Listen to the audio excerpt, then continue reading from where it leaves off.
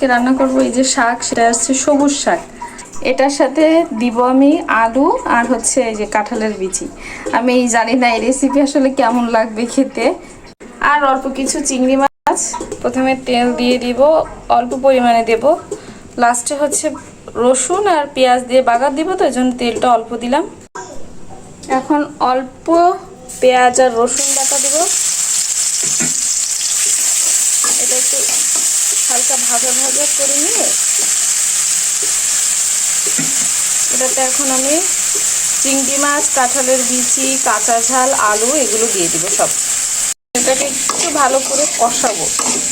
তারপরে আমি সবজিটা এর সাথে অ্যাড করে দিব। এখন আমি এর ভিতরে সবজিটা দিয়ে দিব।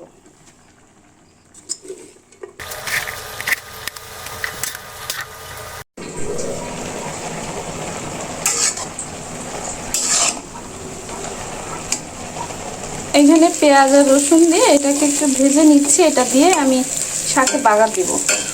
আমার শাক এখন এই পর্যায়ে আছে, আর বেশি ভাজবো না, এটাই দিয়ে দিব।